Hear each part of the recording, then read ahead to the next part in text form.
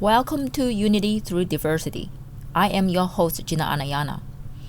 Unity Through Diversity is a podcast where we acknowledge and celebrate individuals' unique soul gifts through each guest's personal story in order to empower and encourage you to recognize and reclaim the uniqueness in your own soul frequencies. So we, as a collective, can truly embrace unity through diversity in our life. Enjoy the podcast. Great. All right, everybody. Welcome to this episode of Unity Through Diversity. And today I have my beautiful brother. I don't even know how to introduce you now. Like, we met each other from Fifth Service, and his name is Randy Peterson. Like I mentioned, we met each other from Fifth Service. I probably, because I told this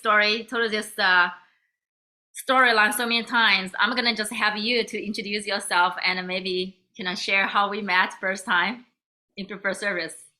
Okay, welcome, brother. Thanks for having me, Gina. Hi, everyone. Yeah, my name is Randy Peterson, and Gina and I met last February at the Road to Union Fit for Service event, and it was a very good weekend learning about conscious relationships and how we can show up better for ourselves and for people in our lives, and the romantic relationships that we were seeking to find. And it was the end of the week, and one of our mutual friends from the event was having a birthday party, and we showed up, and I was kind of showing everybody what I do with subtle vibrations and subtle energy and how I can measure whether or not something either strengthens our vital energy field or diminishes it, and how I can clear things. And I was still pretty shy at that point, and Gina kind of came up to me and was like, "Hey, show me more of that. Like, what are you doing? What are you doing with that?" And so I was showing her. I was like, "Who is this person that's just like in my field?" And little did I know, like my team of guys was telling her, like, "Hey, you need to go talk to this guy. He needs your help." And so she obliged, and it was that night after we had gone back to the bars, she came up to me. She's like, "Hey, I think you have a lot of really important information to share with people, but I feel this blockage in your solar plexus in your throat." I was like, Did I say that? "Who I don't are you, even and how'd you remember know I say this?" that. I was like, "Oh my!" Like, she was basically like calling me. She's like, "You have a very powerful energy field," and like I've been doing these conscious meditations to strengthen the three energy centers of our astral body. We think of the seven chakras of our energy bodies, but we have our three centers in different traditions. They're called different things, but essentially it comes down to the thinking in your head center, the feeling in your heart center, and the willing in what we call in Taoism the lower dantian, or your just right behind the belly button. Yes. And she was like telling me the colors that she saw in each of those centers, and it was exactly the ones that I was cultivating based off the training I was doing. I was like, okay, this one's for real. Like, I think that she can help me. So we were talking, and she was kind enough to do a theta healing session for me, and then I did a I Ching Chinese astrology reading for her as an energy exchange, and we both enjoyed the respective healing and advice that we received. And I had her do one more for me, and then she reached out to me and was like, "Hey, I'm offering for people that I've worked with in the past a 12-week intensive to really dive deep and clear out blockages." And I was like, okay, this is something that really resonates with me, and so I think I'm going to go for it. And here we are, probably close to 4 months later now. Yes. But yes, she invited me on the podcast, so here I am.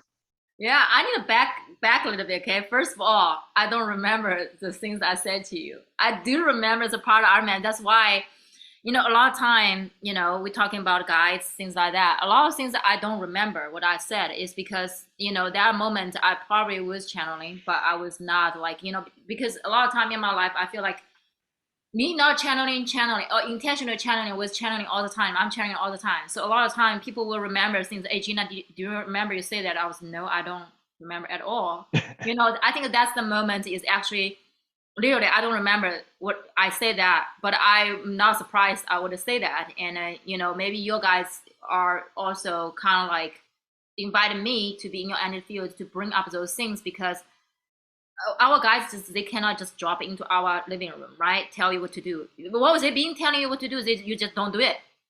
So they got to use different, even angels, archangels, they can like drop into, they use the people's energy to bring the message forward, right? So they're going to remind you. So I think that was actually the point, is like when I say that, I did it, but I did remember I said you have this powerful energy around you, but I don't remember what I said, other things.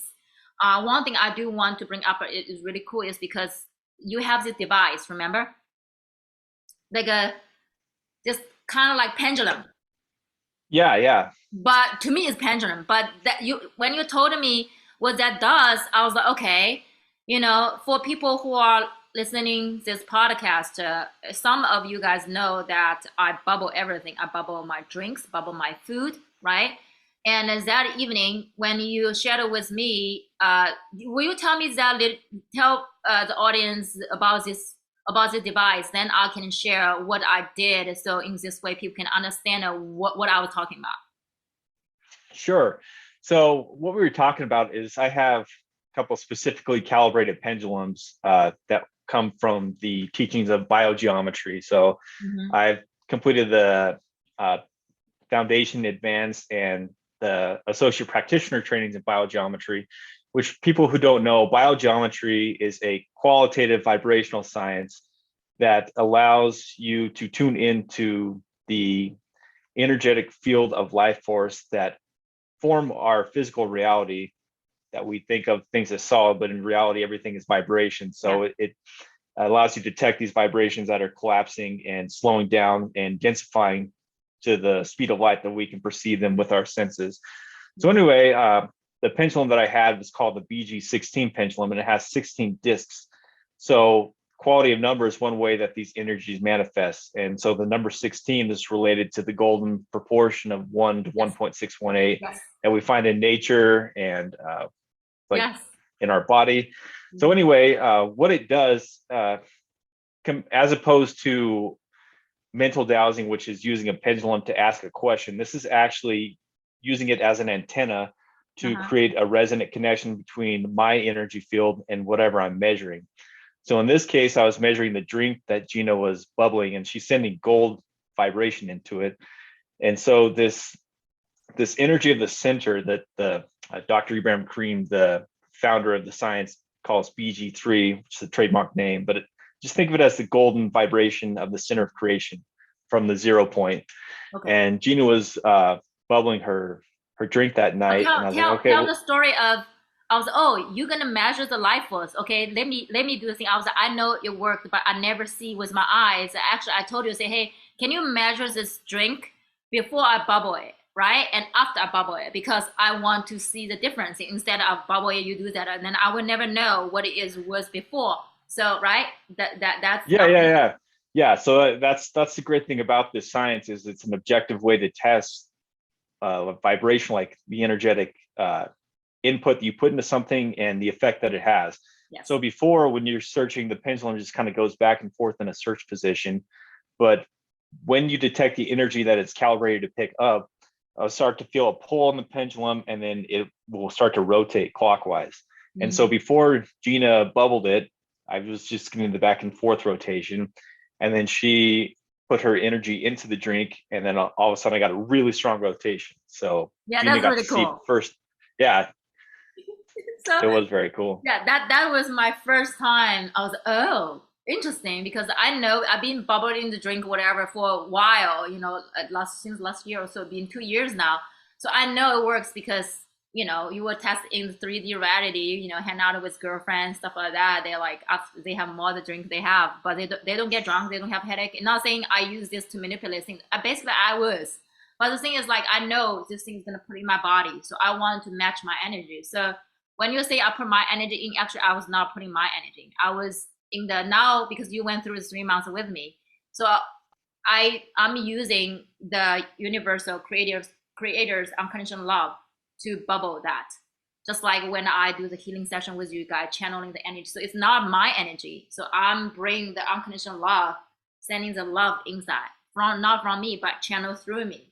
So that's when I talk about bubbling. But I was like, cool. Now see, I was right. Your guys was right. When you were talking about all this scientific or however you say that, that's when you say that, that was the feeling, same feeling when I first time talked to you. I realized that you know a lot of things that people don't know. At least I don't know. I'm not saying I should know a lot of things, but that shows me that you have deeper just knowledge there. And the time I felt was, like let's say the throat part or heart and other parts. I don't know what exactly I said, but it's like I feel just nervous when you deliver the which more, a lot of things people don't know, and that's the golden point of that the energy I felt. And I was like, okay, that's certain things you could open up. So in this way, you more have this confidence, right? We're talking about like presenting ourselves, be confident to know what we're talking about. In this way, people also will be more drawn to you, right? Right. So that's one point of the story that I want to just give people, know a little bit of what you do. You have so many healing tools, and that's why we had a session at the beginning. I Ching is another thing. It's your gift. I always say I'm Chinese. I don't even get it. Like, I mean, after you give me a reading, I think you gave me a just kind of introduction of what this powerful tool I could use, incorporate in my daily life.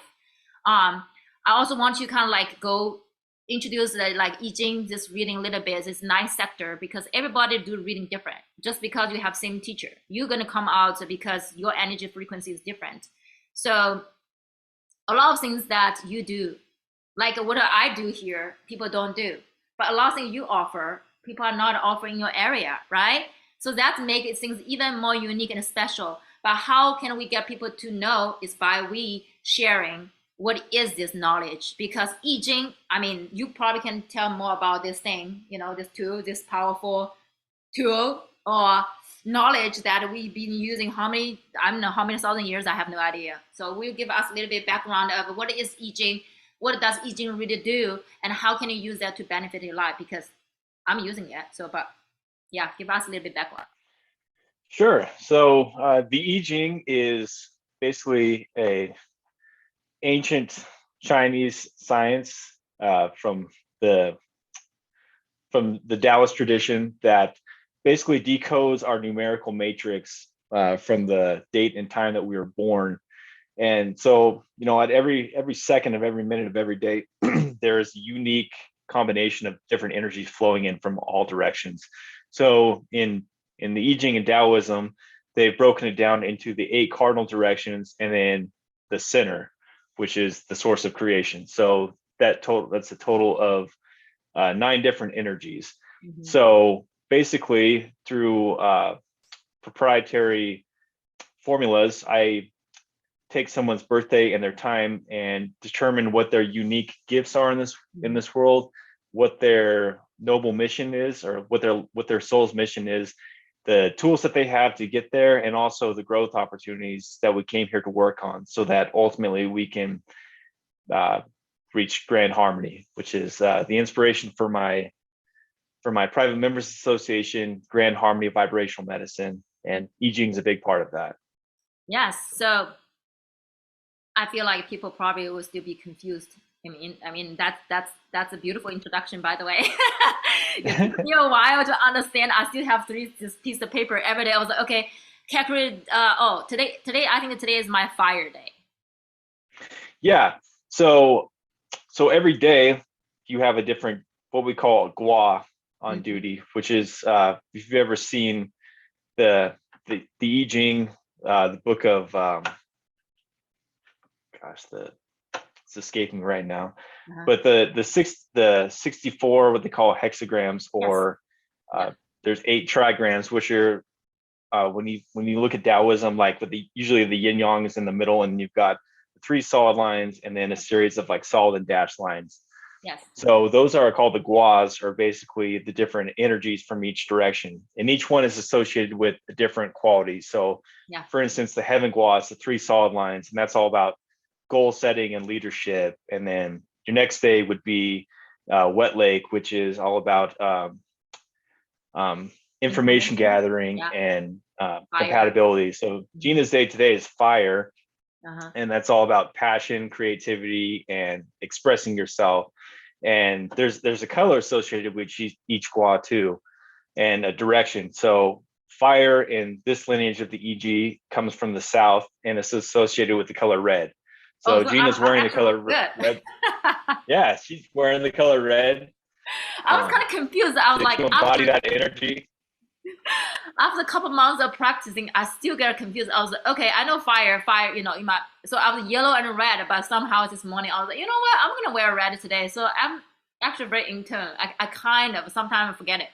Okay, so let me give it, because you know I'm using it. I'm gonna use the simplest language I can explain to help people maybe understand. They maybe got interested, they will find you, but you will do that part. But I want to just share with people out there who are listening what the heck is the I Ching thing. So I like to interpret that I Ching as also we do feng shui, right? Feng shui of a house. That's have 9 gua as well. So if you understand feng shui, I want to imagine there's 9 sectors, same thing in the I Ching reading as well. So, and every day you will have, there's 9 days they will rotate, right? Right. And also every month you will also rotate. But however, I'm pretty sure that every month every day, every month, but let's say first is so my question is everybody, they all start with this like leadership gua, or some people they start with different gua? Everybody starts with a different gua. Everybody is unique. So for instance, so Gina's noble mission is thunder, which is related to the element of wood, which is logic and organization. But her unique gifts are goals and leadership, and fire, which is passion, expression. So here she is organizing all these events for people, leading the events and using her voice to share these beautiful podcasts with people. So Gina's living her mission. Okay. For me, my noble mission is the wet lake, and that is a metal element, and that's all about like research and working together with people. So I consider myself a spiritual researcher and applied scientist when it comes to spiritual scientists and vibrational science. That makes a lot of sense, right? So now you see, I'm literally living this sector, which is my first 3 days. So I just want to give people say, hey, you're all gonna have this 9 gua, but you're gonna start, depends on the date you're born, the time you're born, and you're gonna have different combination of this 9 days, right? So, but the thing is those 9 days gonna rotate. So, you know, some months is 30 days, some months 31 days. So after, 3 times 9, 27, right?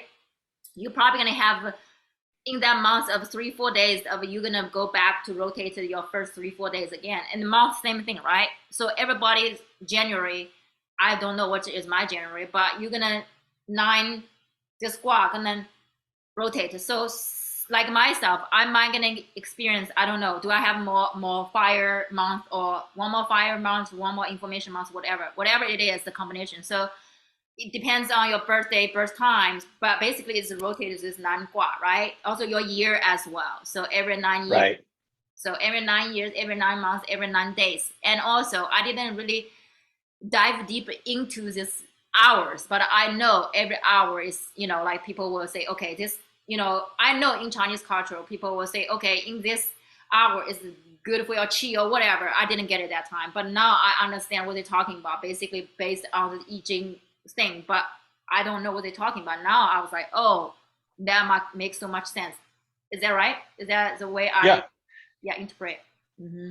Yeah, you're right. And like you said about the clock, from 11 to 1 is when the chi is flowing through your heart, and then it goes through each of the organs in the body, and also what are called the pericardium and what they call the triple burner. which essentially are our nervous systems that we found out now, the sympathetic and parasympathetic nervous systems. So yeah, it is very interesting that the way that the energy flows, and just learning how to go with the flow. My teacher, Master Chin, told me that, or told our class, that the I Ching is like, think of yourself in a boat traveling down a river, and before you have this information, you really don't have a rudder. So sometimes it can be difficult to navigate the inevitable obstacles that come up in the river. I Ching is like, gives you control of the rudder so that you're more able to flow with the energy of your life.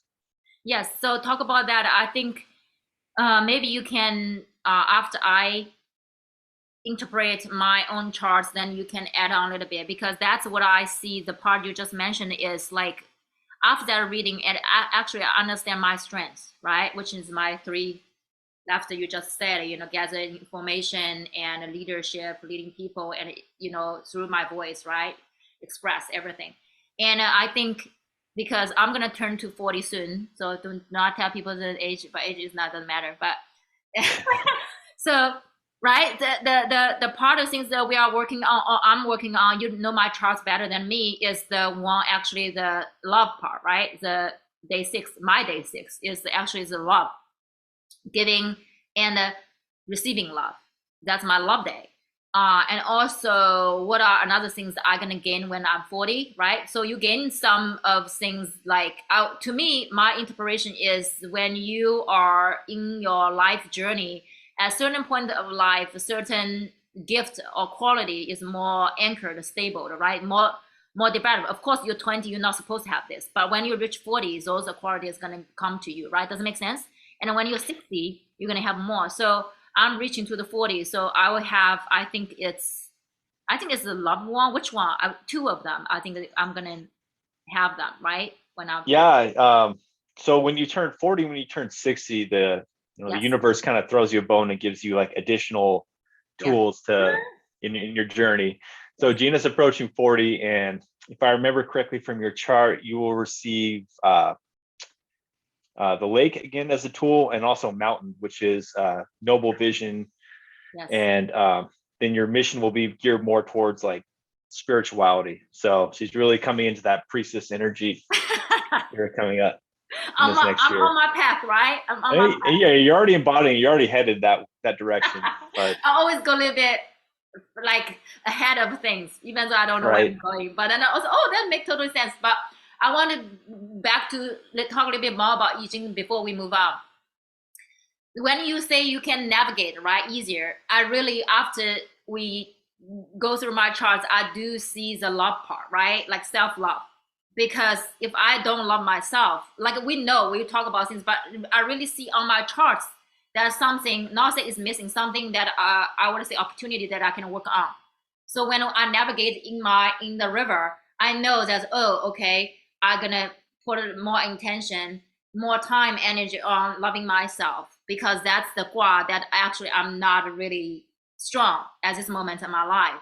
And I think that helped me to always check in with myself, like, am I loving myself? How can I love myself more? Because when I love myself more, actually I feel like I'm like this magnet, like you are emitting this loving energy. So people around you, they feel the love I have for myself. So also you drawing in people also around you, they feel loved, right?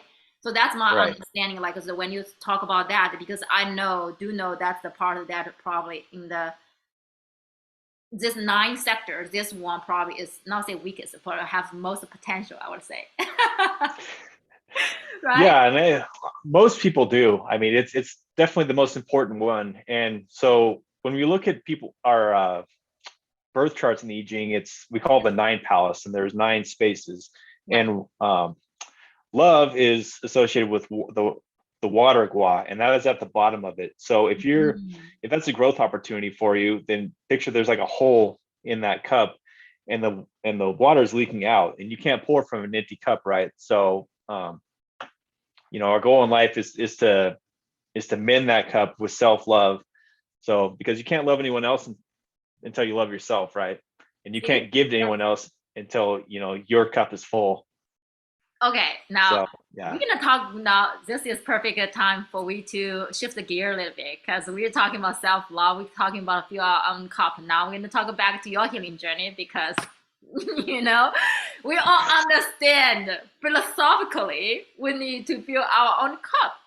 However, not many people actually doing that, right? Self-love, self-trust, do we feel safe? Do we trust to how much we love ourselves, how much we're giving, and we allow ourselves to receiving? So yeah, let's talk about the healing journey, okay? You had a session with me before, right?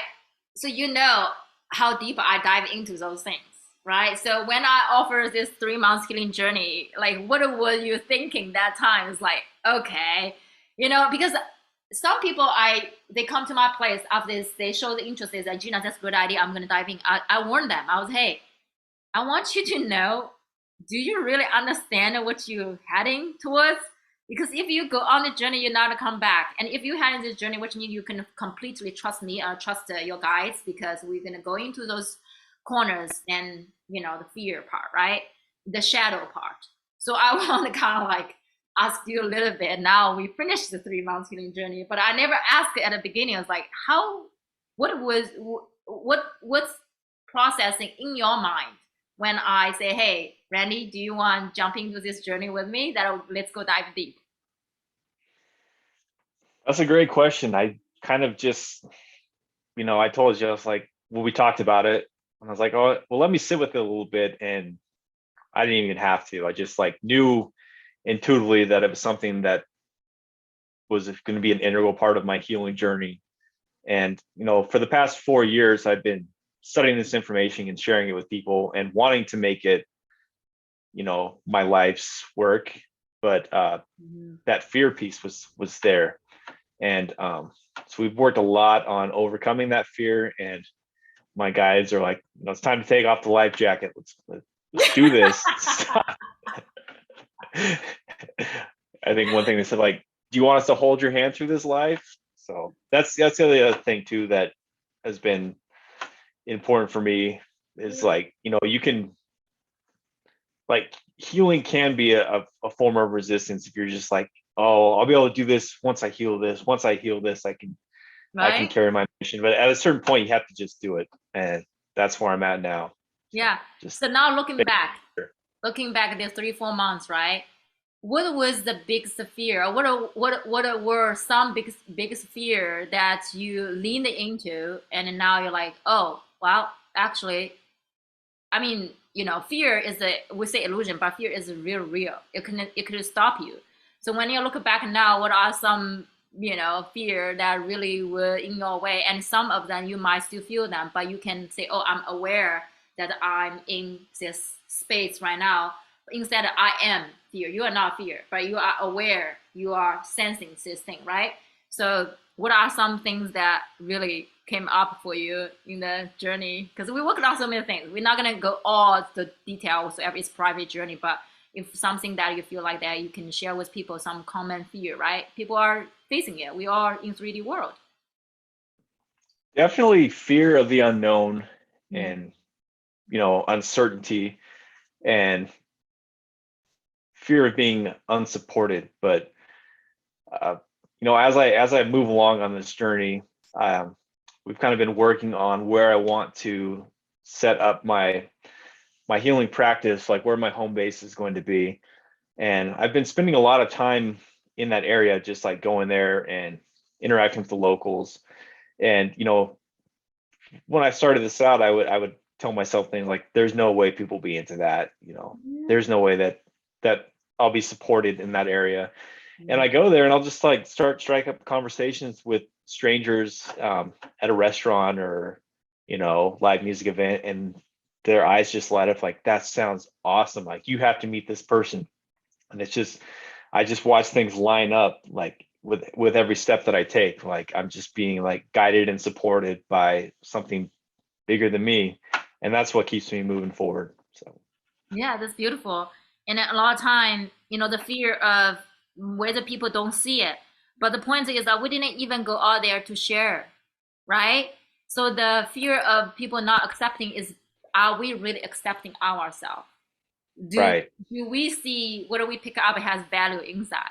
Because if we feel shady, you go out there, people look at you like, are you sure what you're talking about? But if you are really know, this is, you know, the power. A lot of healing modality, when I came, the same thing. Like I moved here a year ago. I shared so many times with my story. It's like I was like, nobody even know what is data healing. Nobody know what is called a holographic sonic healing.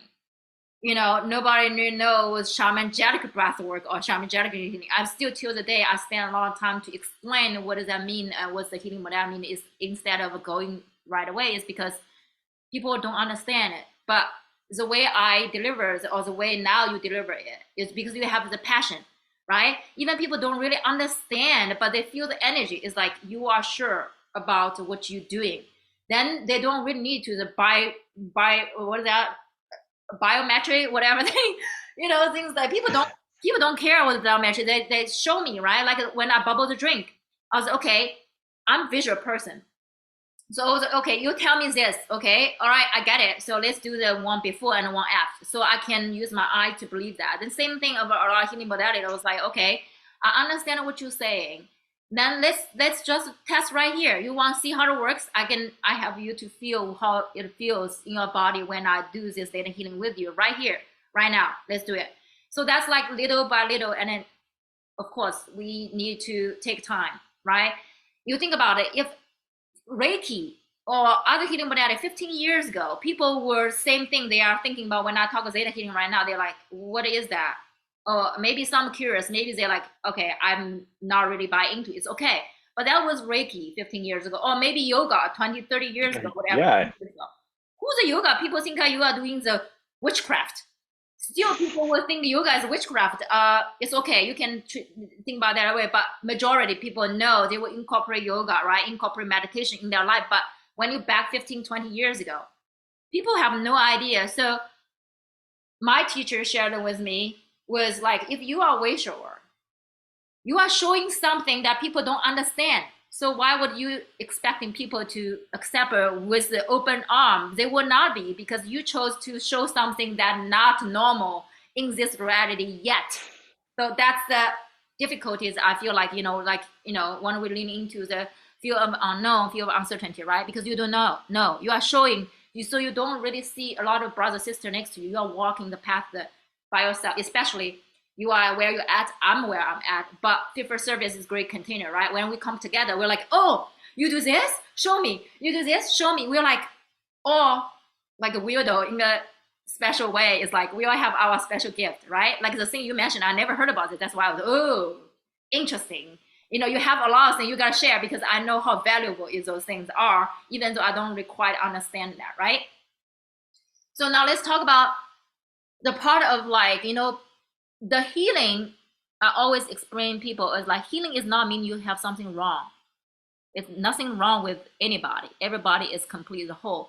Now, however, healing, to me, my understanding, I explain it as like help you to connect those dots so you can understand why things happen for you instead of happen to you, right? So we gonna transform ourselves from a victimhood to creator. This position of like I can choose what I'm for my life, right? So now when we during connect our dots, of course, there's people or situation involved in our healing journey.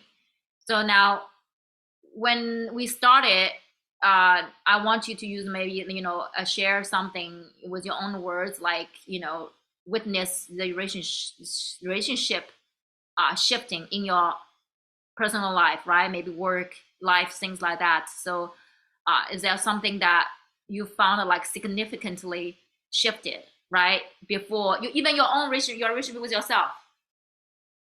So on this part, do you want to share a little bit? Yeah, well, I guess to start with the relationship with myself, this journey that we've been on has really helped me cultivate more self-love, which has helped me with my own like sense of worthiness for what I'm doing. And that has resulted in less self-sabotage along the way, which is something that I've always has always been a barrier for me. It feels like it's just, learning to get out of my own way and loving myself enough to show up every day for for my mission, because it's, it's bigger than me. It's a bit, something that I want to, bring to the world, and help as many people as I can, and in turn help myself. But as far as relationships with other people go, it is amazing how when we work on ourselves, our external environment changes. And I found that spotty relationships with some family have begun to heal themselves, and I've watched them heal relationships with members of their family. And so yeah, it's great. Like when we work on ourselves, our change yourself, change your reality is what it comes down to. Yeah. So do you feel like, no, that's my little bit of realization when I was on my healing journey, with my relationship with my parents that time. And I, one day I realized that I don't need to do a thing on them. The most work is work on myself. And there, for those people who are close to you, somehow energetically, they pick up what you're working on, then open up their world, and you witness them interact with other people. So like, I feel like this unlocking layer by layer, but you don't unlock from outside, you unlock from inside. So it's like the flower open, right? So that's why we try to force the rose petal open from outside. Doesn't work. It has to open within. Has the self love. When you share this love, I see this is when you have the self love here, self forgiveness, because you love yourself, right? So you forgive yourself for things. Forgiveness means you accept what things happen for you. Then it's internal, this energy that opening up, push those layers down, and then the flower fully open. That's the visual I'm seeing. It's like, how can you explain that, in the healing journey, that's a lot of time we all share is like, you only need to work on yourself. You don't need to change people. People come to say, oh, my husband needs healing. My son needs healing. I was smiling at them, they are perfectly at where they at. Why you think that they need to be healed? Which part of their energy made you feel they need to be healed, right? Which means you're not okay with that. So that's really, really, really beautiful. Now, let's talk about like soul purpose, okay? You mentioned that so many times, and myself, actually, I'm contemplating on the soul purpose. My question I ask myself is like, because to the point I'm really curious myself, right? We do a lot of healing. We working on our shadows, fear, right? We figured out why things happen for this way. Have you ever thought about why you feel so called to serve people, to help people? Because you mentioned a couple times help people, and I noticed myself. I always say that even when looking at my life right now, I devote most of my time and energy creating. The podcast is called Unity Through Diversity. What a big name! My healing practice is called Inner Sensory Healing, support people go within, right? And I do events in the community. Why I do that? People ask me, I just want to build this platform so connect with people so people can play together. Like to the point I ask myself why I'm so into service and support other people. I was like, have you ever thought about that? I'm just literally, this is a question. I had some of realization through my Akashic record training. I went to some past lives and I see what happened, but I just want to bring up to see what's your takeaway on that? What's your understanding on that? I've thought about it myself, and in my mind, number one, I think that we all come here with, soul contracts and things that we incarnate into existence that we want to do. And I feel like, you and I were two souls that came here to raise the vibration of the collective, and just helping to raise people out of the lower densities that we sometimes find ourselves caught in. I think it's just like part of spiritual evolution is selfless service and giving to others. That's not to say that like you necessarily have to like live a life of poverty and extend yourself to the point where you give everything and don't receive. There has to be balance, right? But yeah, I think like letting go of like those lower vibrations of like ego and scarcity, and when we give selflessly, we're able to receive more. the same time. So I think it's just a part of our natural evolution as humans, to me at least. I mean, that's one way. I would say, I feel that way. I feel, soul level. I do know, like, I acknowledge the soul contract. But then I ask myself, why I have this soul contract? Like, like why I have this soul contract. You want to raise the vibration. Does that make sense? Yeah, And yeah, do you want to hear the story of what I figured out yesterday? So yeah. Let's hear it. maybe this is also because whatever you're doing is actually going to support what I'm doing. What I'm doing is supporting you doing, or what you're doing is support other people on their healing journey. So I'm like super curious. I did some past life regression, right? And I saw myself I would think, because to be honest, you guys can laugh at me, but I don't really know much of history. I think for a good reason, because a lot of time, if you think you know something, you will just jump into assume that's it. Because I'm in this lifetime, I'm pretty much stay away from a lot of history or certain things, because I think in this way, when a message comes through, because I don't know, I cannot make things up, and my ego cannot connect things for me at that moment, because then I have to really look into what that means. So in those past life regression, I saw myself as this like high priestess or whatever, but sort of has she's a certain I don't want to say power as controlling, but she has her seat at certain level. She wear white, but to me that age was in like Greece or something like that. I always mix with Greece and Egypt for some reason. They are very blurred to me. Like I still haven't figured out why. Maybe once I go visit them.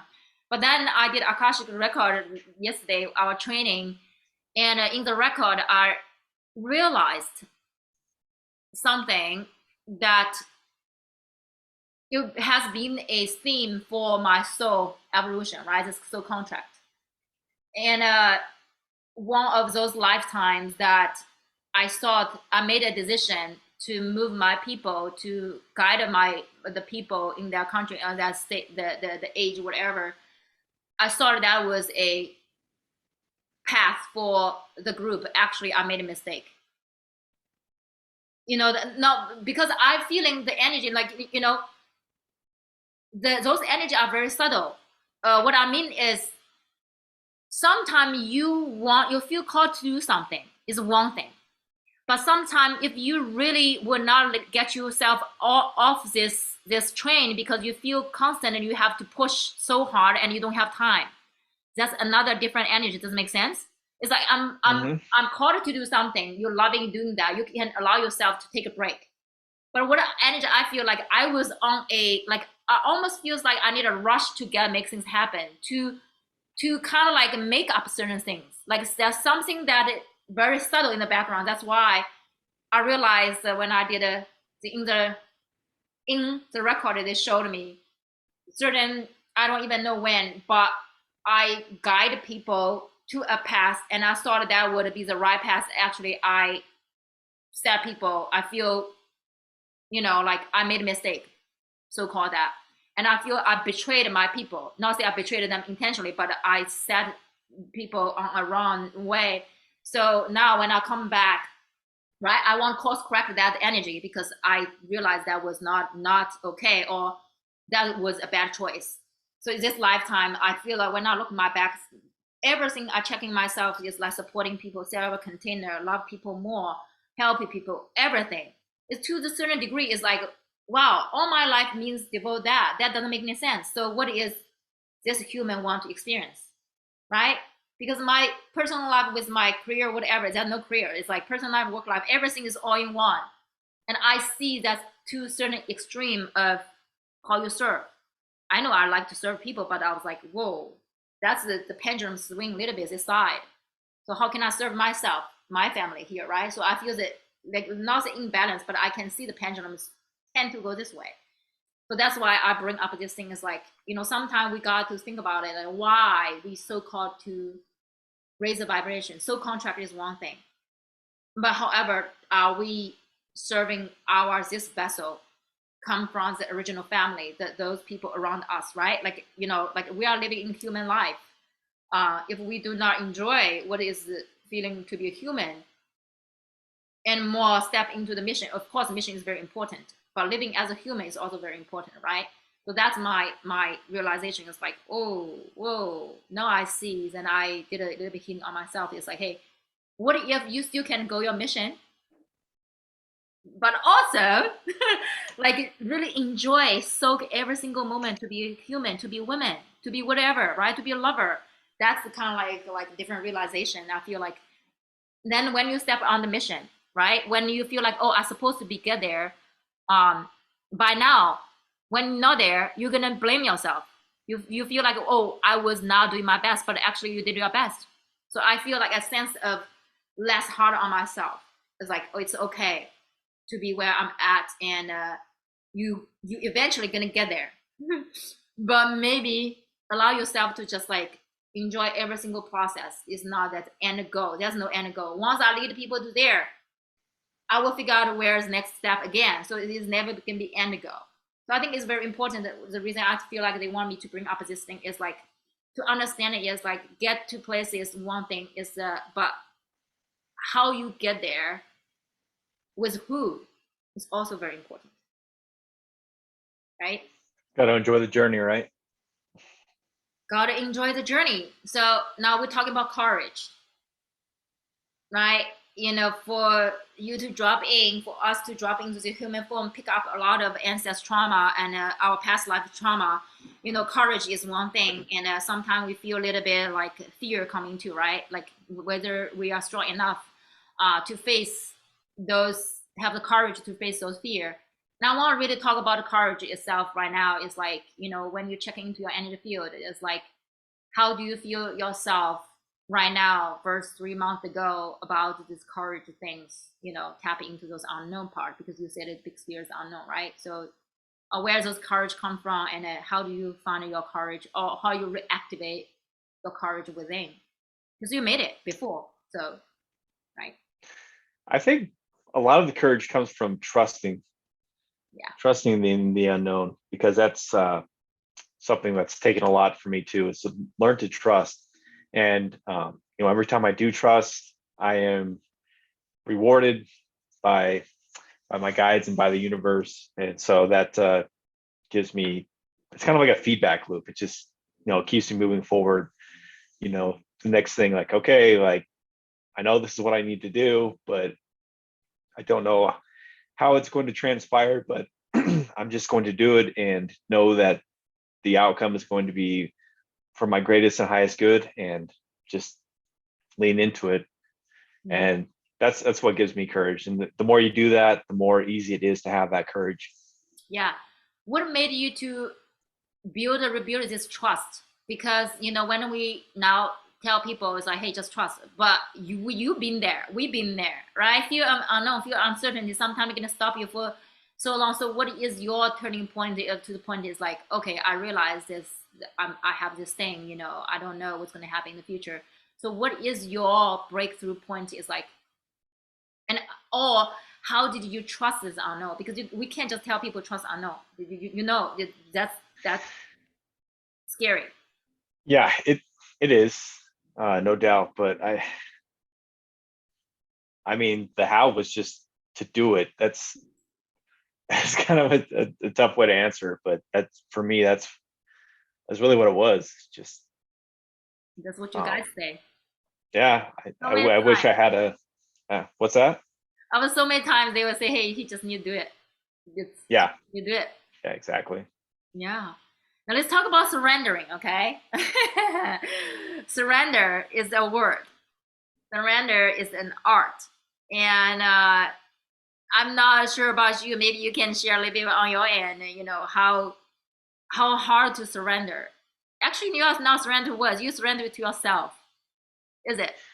Yeah, yeah. And kind of goes hand in hand with that trust and courage, because you have to surrender to the unknown, to the outcome, in order to trust.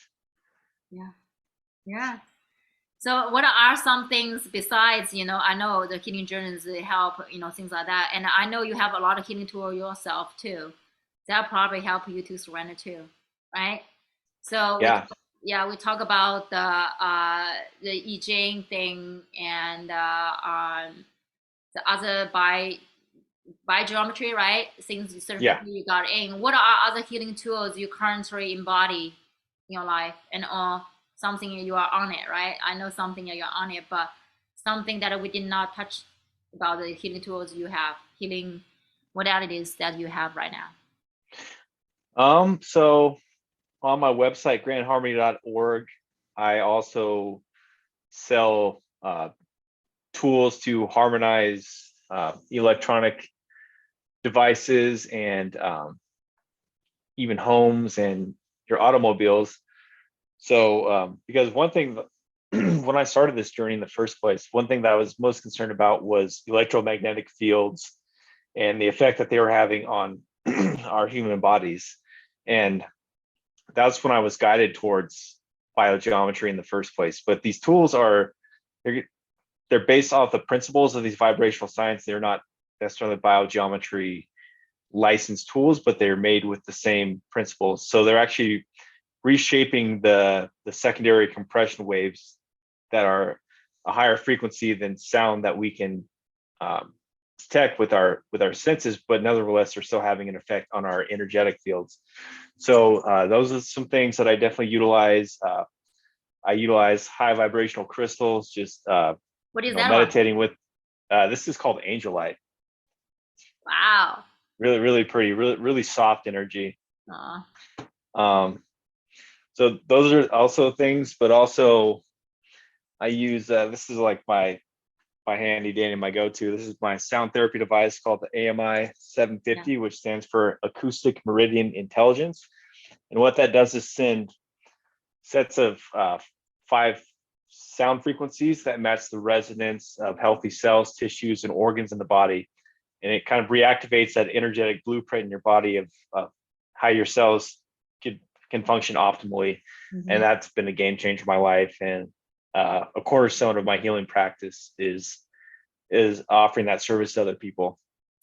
Yes. So now let's talk about creation, right? Do you have so many healing modalities? Like I said, none of them I heard of that. Now I hear them because of, we've been talking about this and that. Um, what are something you want to create with all the healing modalities you have? You already can create a lot of things. So what's on your master vision? Because the more you talk about that, the more you can anchor this energy in, right? So what is on your creation path right now is how to utilize those healing modalities and offer the healing service and support other people on their healing journey. Sure, I have this vision of a vibrational medical spa utilizing the tools that I mentioned and also more. With biogeometry, you can design architecture to these specific shapes, angles, and proportions so that the entire building is emitting this sacred sacred vibration that centers all living beings, including plants and animals. And so I envision having this big swath of land with different buildings on it, like the main building where that will have like a meditation center, and then again a spa where you can get a massage or sit in a chair with your feet on these the AMI gel pads and receive basically an acoustic massage for every cell in your body, and Love that. having like detox and um, events like yours. I would love to host some events with you there, Yes. and then yeah, I mean that's the dream for me. Is I was thinking a little bit when you said your events. I was like, I wish you could be here. Bring all your tools here because I mean, the place I'm here right now, like they are surprisingly open than I thought it would be. It's crazy. Like that you never if you don't put yourself out there, you never really know how open are they. the next one. But oh yeah, I think you froze a little bit, but I did too. yeah, but you know what? We are still in the I don't know whether the Mercury retrograde started it, but I can feel that. But I'm saying that when you don't put yourself out there, you have no idea how open people in the area. And when I would say in the last year or so, year and a half, this area has been opened up. The speed that they're opening up is amazing.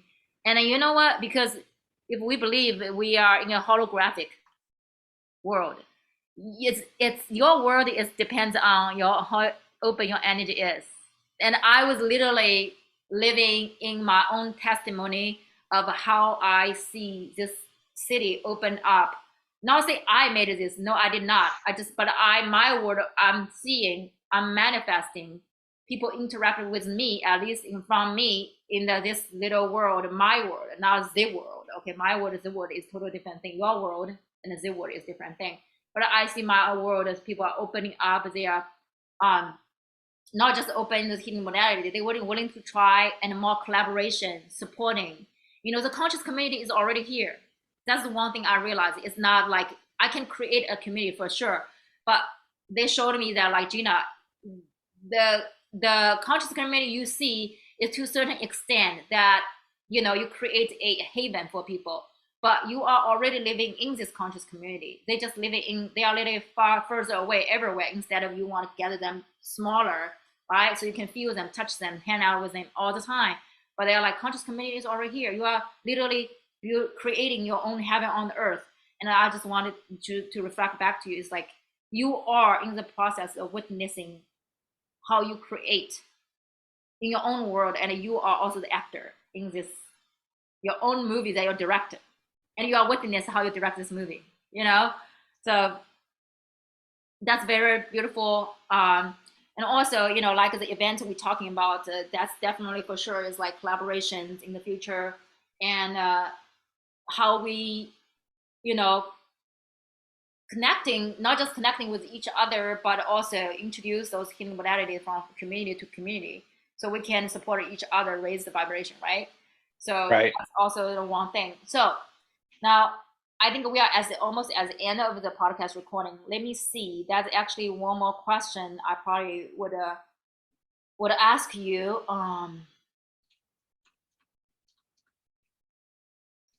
What are some advice you would give people, or through your own healing journey, of now you see somebody right on their healing journey? Obviously, you can tell they are probably working through some of their childhood trauma.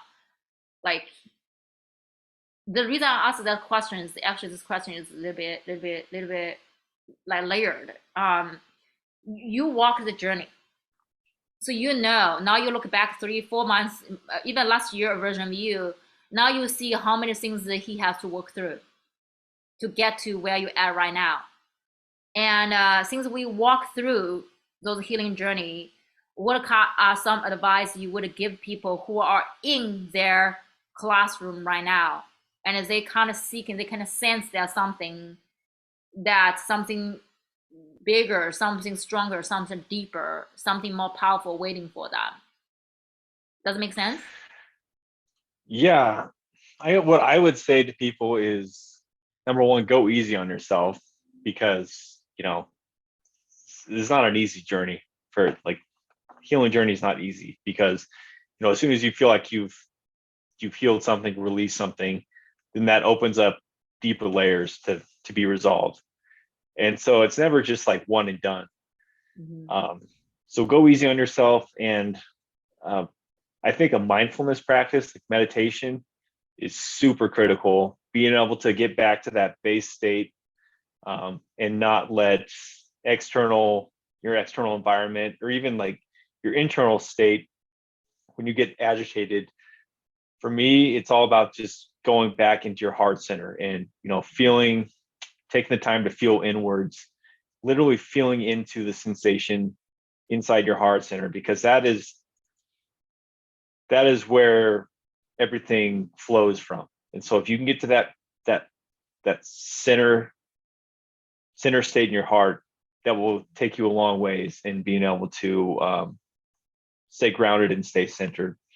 Yes. That would be my advice to people. That's what's helped me along this journey. Yeah, right. Yes, to be easier, you will always want to get to that point, but it's like, if you think you have a lifetime to accumulate all this trauma, all these things will come, why would you think 1 or 2 sessions gonna do? And even right now, I think this is an initiation period of time. Is like we work through a lot of things right in the past, but there's more to work on. But the point is, you don't have to work through everything for you to move on. This is initiation, so you can um, kind of like step into a new chapter, and with this mindful practice, right, awareness, and it's the dots we connected, so then you will lean into the life, go into the flow of life, and realize, okay, at a certain point you realize there are more will come for you to work on. This is ongoing process. And but each time, the more you do that, so like you said before, the more you do it, the easier you will get, right? The more you step into unknown, the more you lean into fears. I acknowledge you, but I'm not going to stop by you.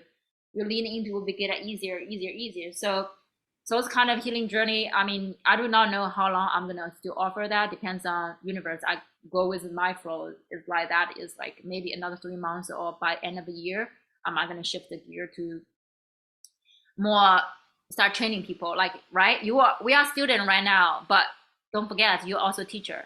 You have this high knowledge when we talk about that. It's like once you get it, once you use that on your healing journey, once you're supporting people, how can we speed up?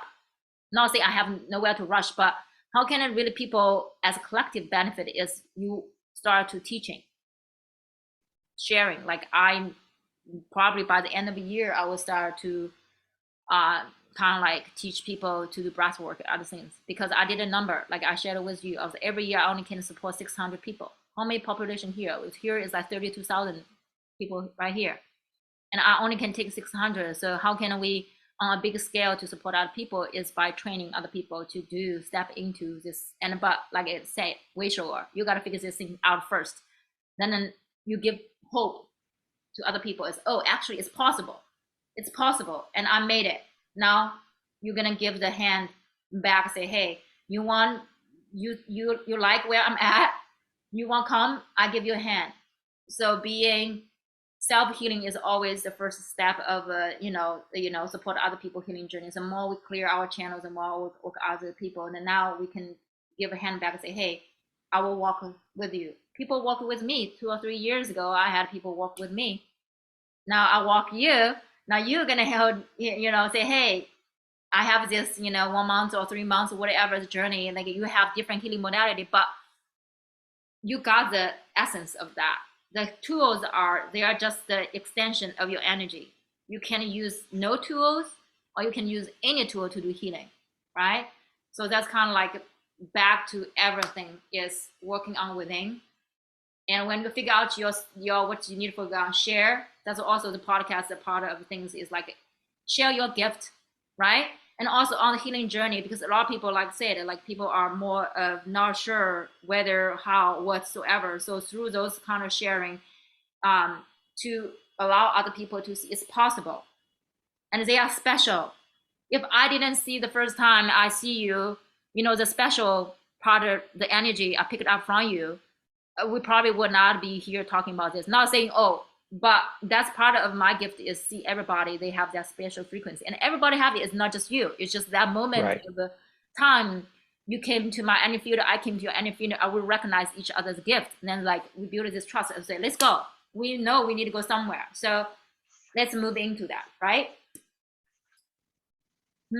Okay, so before we closing this container, will you share with other people how people can find you and what kind of offering you are offering right now if they want to do virtually, because you are located in Idaho, right? So Yes. give people a little bit contact information. What are the service offering you are currently offer so they can find you? Yeah. So people can find me right now. The best way is visit my website, grandharmony.org, and you can find the services that I offer. Um, I'm working with my web developer to make it a little more straightforward to find the I Ching readings. But if you want, uh, to interact with me virtually, that would be the offering that I can give at this time is my I Ching readings. They're an hour in length, and we kind of, like we talked about at the beginning of the podcast, we just discuss what your gifts are in life and how you can utilize those to achieve your soul's mission, to carry it out, and also to grow in other aspects of your life where you have growth opportunities. Like we talked about, a lot of people have an opportunity to grow in love and abundance and things of that nature. So I love doing that. It's always rewarding for me to share those things with people, and it's fun seeing how excited people get when they see what they're capable of. Yeah. So yeah, reach out to me there. Still working on building a social media presence. That's one fear that I have to get over at this point. So that's the next step, I guess. Well, you are doing it. You are doing it. Yep. 3 months ago, you didn't have that. Didn't have the websites, things like that. But I'm gonna attach those website links and on the offerings you have, and for the audience who want to reach out to you.